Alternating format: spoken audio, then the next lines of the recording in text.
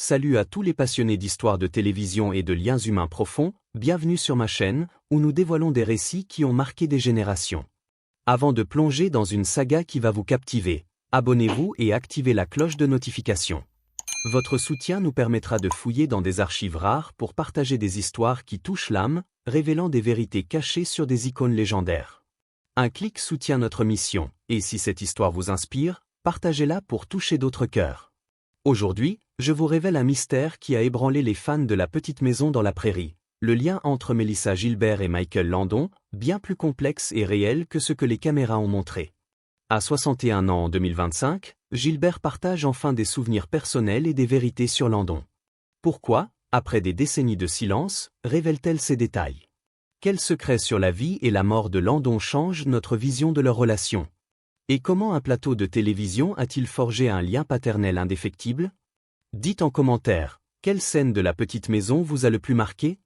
Laissez un like si ce mystère vous intrigue, et embarquons dans une odyssée d'émotions et de nostalgie.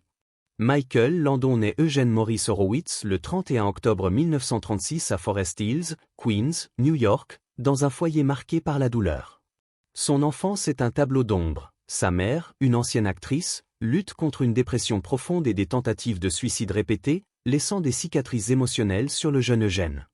Son père, un publicitaire, offre peu de chaleur, et les tensions familiales pèsent lourd.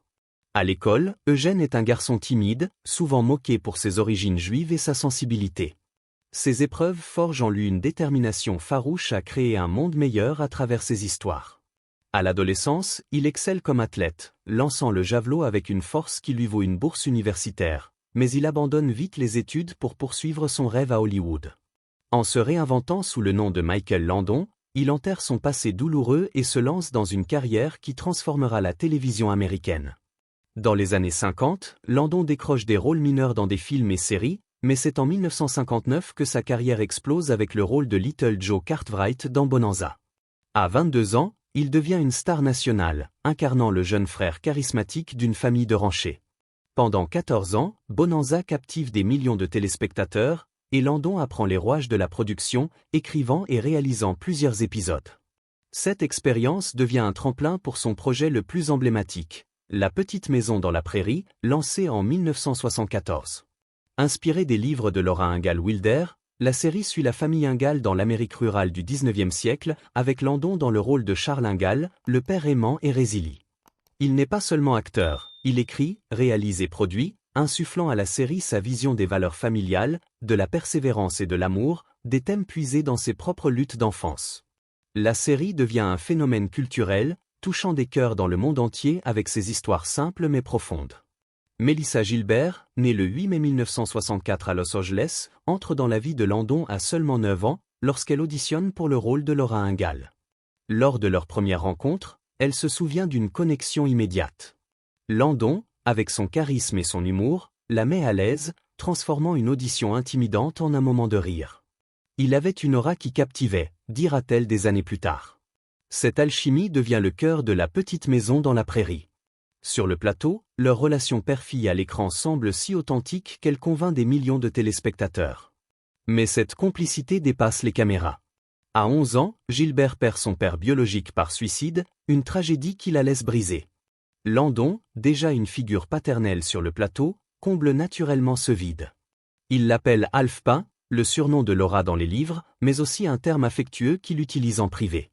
Il a veillé sur moi d'une manière paternelle, confie Gilbert. Il lui apprend non seulement à jouer, mais aussi l'éthique du travail, insistant sur le respect de chaque membre de l'équipe, des techniciens aux costumiers. Sur le plateau, Landon crée une atmosphère familiale.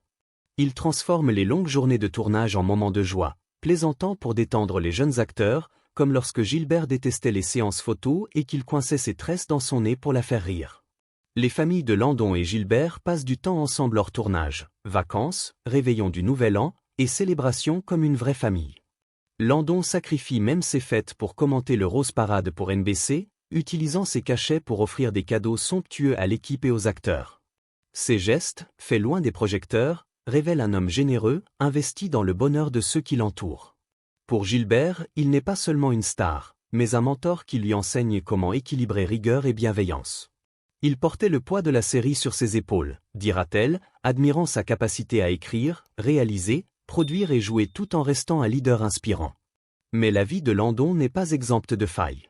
Son enfance douloureuse le pousse à travailler sans relâche, souvent au détriment de sa santé. Il fume beaucoup, boit régulièrement, et néglige les signaux de son corps. Ses 3 mariages, dont le dernier avec Cindy Clerico en 1983, reflètent une vie personnelle tumultueuse, marquée par des sacrifices pour sa carrière. En février 1991, à 54 ans, Landon commence à ressentir des douleurs abdominales intenses.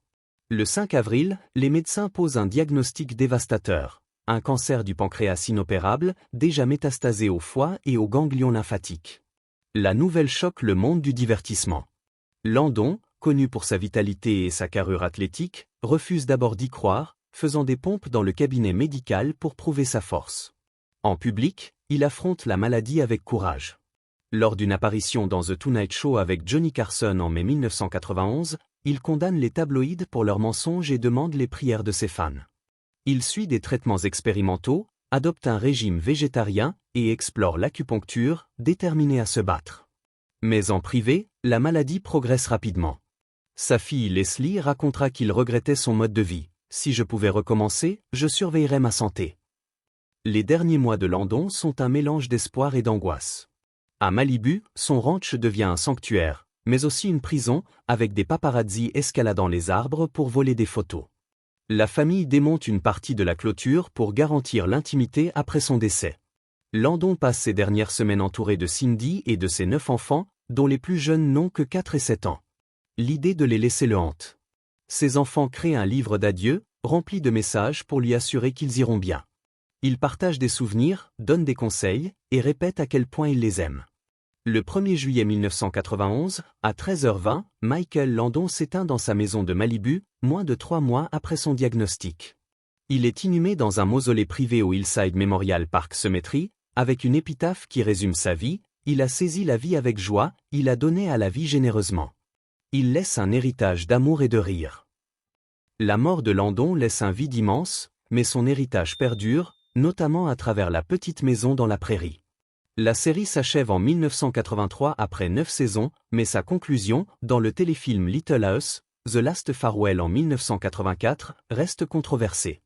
Landon, furieux du manque de respect de NBC, qui n'a pas officiellement annoncé l'annulation, décide de détruire le décor de Walnut Grove. Dans l'histoire, les habitants refusent de céder leurs terres à un magnate cupide et font exploser leurs bâtiments. Gilbert décrira ce tournage comme le plus long enterrement de sa vie. Chaque jour, un acteur ou un technicien tournait sa dernière scène, et les adieux étaient déchirants. Lorsque l'équipe revient après les explosions, effectuées pour des raisons de sécurité en leur absence, la vue de Walnut Grove en ruine brise les cœurs.